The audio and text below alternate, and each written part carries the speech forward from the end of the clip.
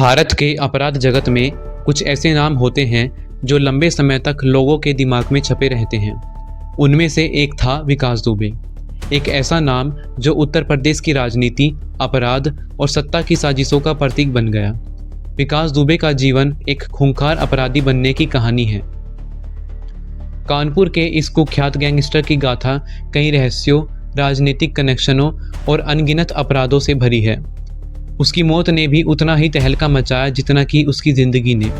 आइए इस कहानी से पर्दा उठाते हैं। लेकिन वीडियो में आगे बढ़ने से पहले अगर आप इसी तरह की और भी वीडियोस देखना चाहते हैं तो हमारे चैनल को सब्सक्राइब कर नोटिफिकेशन ऑन कर लें।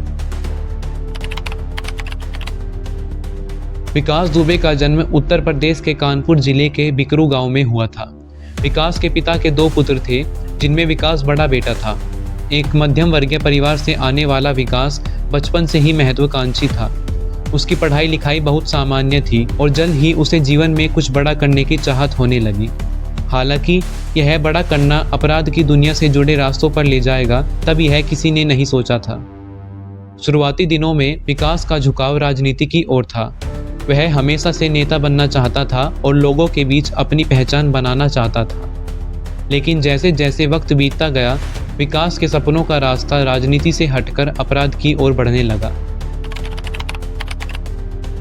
विकास दुबे का अपराध जगत से परिचय तब हुआ जब उसने स्थानीय गुंडों के साथ मिलकर छोटे मोटे अपराधों में हिस्सा लेना शुरू किया। शुरुआत में ये अपराध चोरी, लूट और जमीन के झगड़ों से जुड़े थे। लगभग 17 साल की उम्र में उसने अपने कुछ दोस्तों के साथ मिलकर एक बारात लूटी थी। धीरे धीरे वह एक प्रमुख स्थानीय गुंडा बन गया। बिकरू गांव और उसके आसपास के इलाकों में विकास दुबे का दबदबा बढ़ने लगा। सन 2000 में ताराचंद्र इंटर कॉलेज के सहायक प्रबंधक यानी असिस्टेंट मैनेजर की हत्या कर दी जाती है और उस हत्या में नाम आता है विकास दुबे का। ये हत्या विकास दुबे के जीवन की सबसे पहली हत्या थी, जिसके बाद विकास पर पुलिस केस चलता है और पुलिस उसे हिरासत में लेकर उसे जेल भेज देती है। लेकिन जेल में बंद होने के बावजूद भी उसका आतंक खत्म नहीं हुआ था। विकास जेल से ही अपने साथियों के हाथों कुछ अन्य हत्याओं को अंजाम देता है।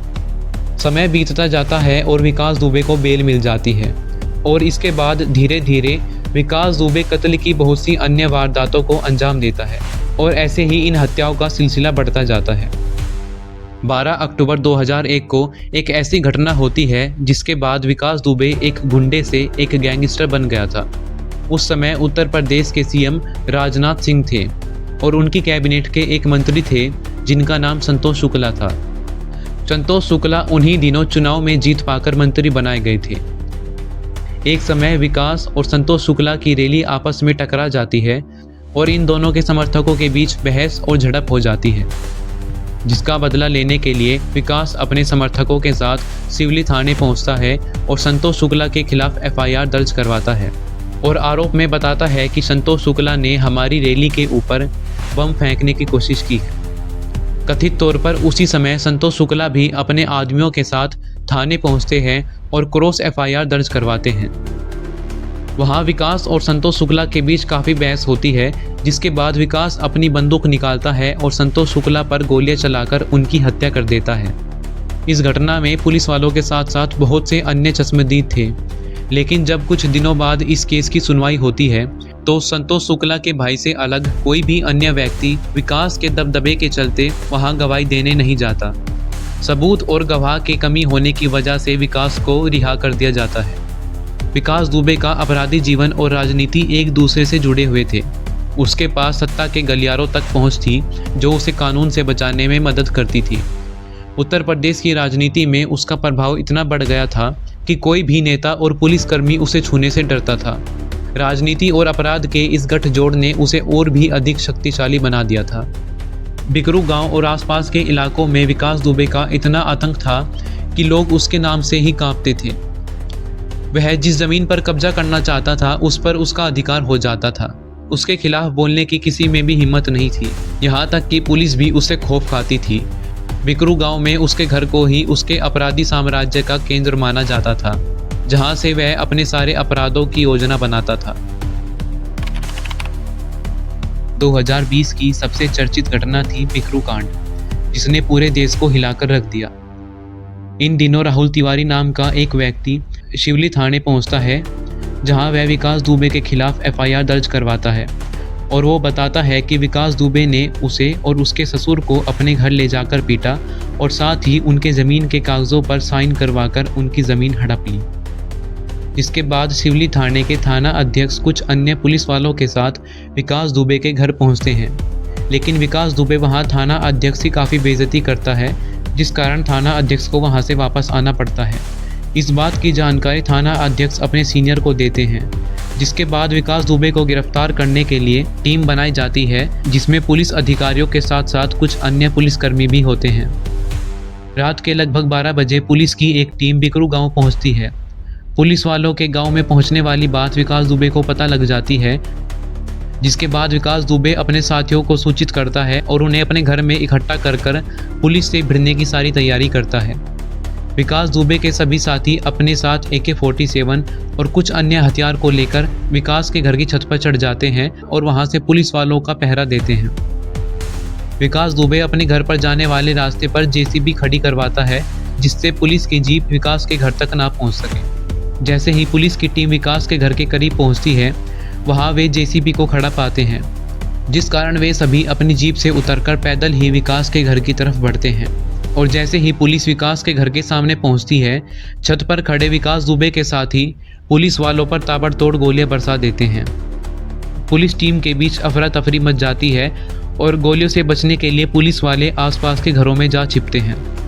गोली लगने से कुछ पुलिसकर्मी घायल हो जाते हैं, जिसके बाद विकास दुबे और उसके आदमी नीचे उतरते हैं और छिपे हुए पुलिस वालों को बाहर निकालकर उन्हें गोलियों से भून देते हैं।